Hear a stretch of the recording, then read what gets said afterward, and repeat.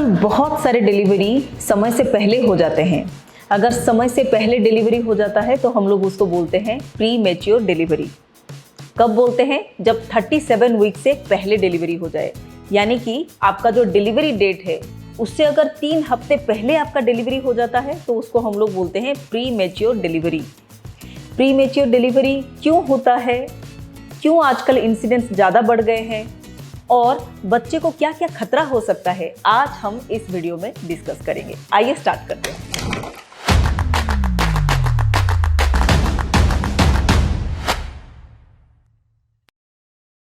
ये video start करने से पहले आइए जानते हैं क्या क्या कारण हो सकते हैं प्री मैच्योर डिलीवरी के पीछे।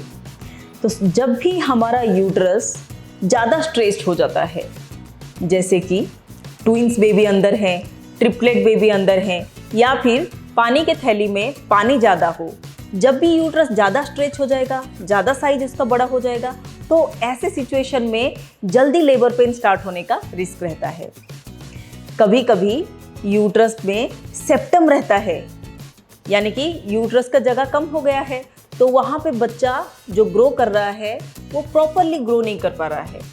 ऐसे सिचुएशन में भी प्री मैच्योर डिलीवरी होने का रिस्क बढ़ जाता है।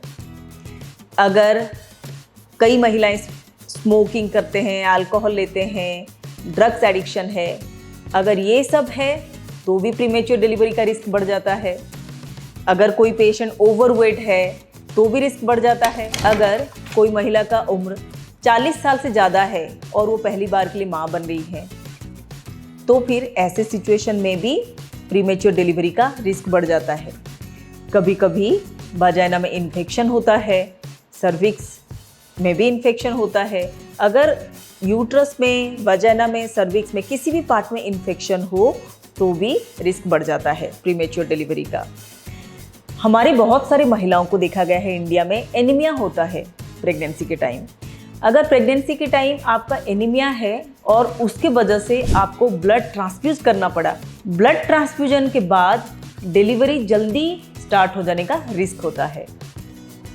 और कई सारे महिलाएं आईवीएफ का सहारा से प्रेगनेंसी कराते हैं, तो आईवीएफ प्रेगनेंसी में भी प्री मैच्योर डिलीवरी का रिस्क बढ़ जाता है। तो ये सारे कारण हैं जिसके लिए प्री मैच्योर डिलीवरी हो सकता है। इसके साथ साथ अगर आपका कोई मेडिकल सिचुएशन है, जैसे कि आप डायबिटिक हो या फिर आपका बीपी प्रेगनेंसी में बढ़ा हुआ आ रहा है, तो फिर आपका प्री मैच्योर डिलीवरी हो सकता है। अगर आप कभी पेशेंट केयरफुल नहीं रहते, कभी आप गिर जाते हो प्रेगनेंसी में 3rd ट्राइमेस्टर में, तो भी डिलीवरी पेन जल्दी स्टार्ट हो सकता है।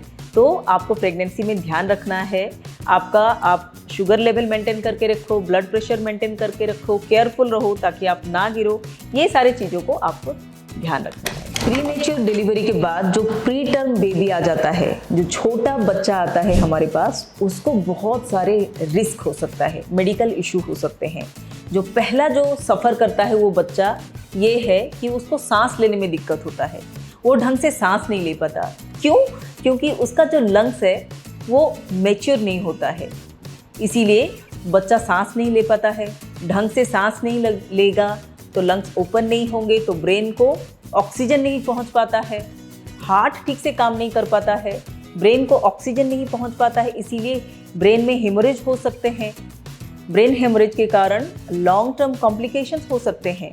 बच्चा ठीक से पढ़ाई में ठीक से आगे नहीं जा पाएगा, लर्निंग प्रॉब्लम हो सकता है बच्चे को, कॉग्निटिव इश्यूज हो सकते हैं। प्री मैच्योरिटी की वजह से इंटेस्टाइन भी इन्वॉल्व हो सकते हैं, जिसको हम लोग मेडिकल टर्म में बोलते हैं नेक्रोटाइजिंग एंटेरोकोलाइटिस। क्योंकि आपका इंटेस्टाइन इन्वॉल्व है, यहाँ पे बच्चे को हमेशा पेट में दर्द हो सकता है और बच्चा हमेशा आपको रोता हुआ नजर आ सकता है। इसके साथ साथ बच्चे का आइज भी अफेक्टेड हो सकता है। बच्चे का ऑक्सीजन सप्लाई कम होने की वजह से रेटिना डैमेज होता है, इसको हम लोग बोलते हैं रेटिनोपैथी ऑफ प्री मैच्योरिटी। इसके कारण बच्चे का विजन इम्पेयर्ड हो सकता है, बच्चे को कम दिखाई दे सकता है। इसके साथ साथ बच्चे का हियरिंग फंक्शन जो है वो भी इम्पेयर्ड हो सकता है, बच्चे को सुनने में दिक्कत हो सकता है।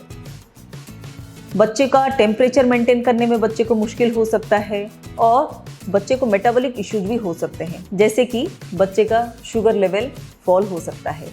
तो इन्हीं सारे कारणों के वजह से प्री मैच्योर बेबी को NICU फैसिलिटी का नीड पड़ सकता है। NICU मतलब इंटेंसिव केयर फैसिलिटी का नीड पड़ सकता है। अब जब इतने सारे इशू हैं तो इसको कैसे प्रिवेंट किया जाए, तो इसके प्रिवेंशन के लिए आपको कुछ चीज़ों को ध्यान रखना पड़ेगा। पॉइंट नंबर 1, आपको प्री नेटल वाइटामिन्स का सप्लीमेंट्स लेना चाहिए। फॉलिक एसिड प्रेगनेंसी से 3 महीने पहले आपको जरूर लेना चाहिए। इसके साथ साथ आपको रेगुलर चेकअप कराना चाहिए।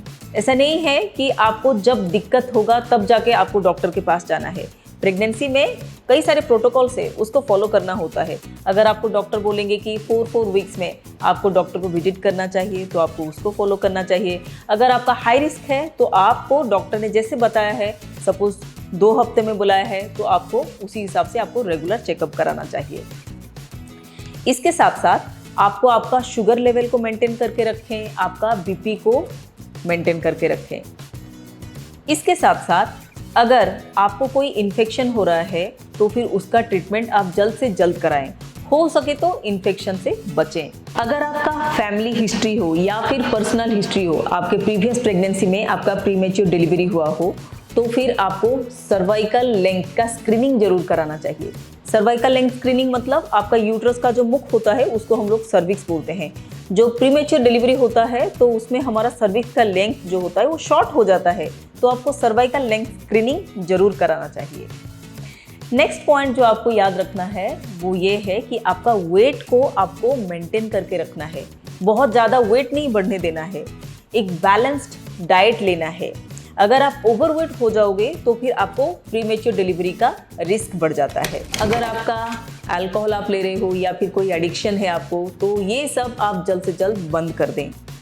इससे बहुत ही फर्क पड़ेगा आपका प्रेगनेंसी में।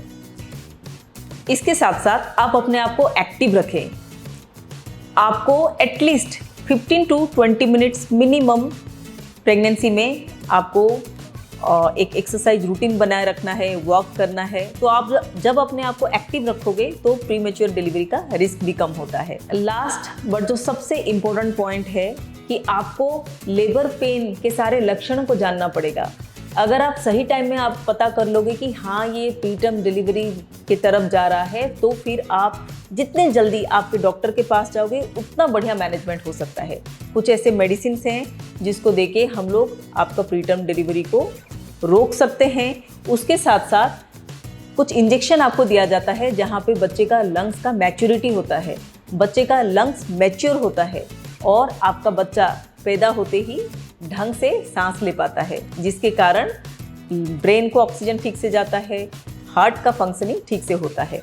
तो आपको जो साइड इफ़ेक्ट्स होते हैं, जो इफ़ेक्ट्स होते हैं प्रीमेच्योर डिलीवरी का, उसको बहुत ही ज़्यादा कम हो सकता है। मैं आशा करती हूँ ये वीडियो आपके लिए बहुत ही इन्फॉर्मेटिव रहा हो। ऐसे ही इन्फॉर्मेटिव वीडियो के लिए आप इस चैनल को ज़रूर सब्सक्राइब करें, इस वीडियो को लाइक करें और शेयर करें। Thank you very much.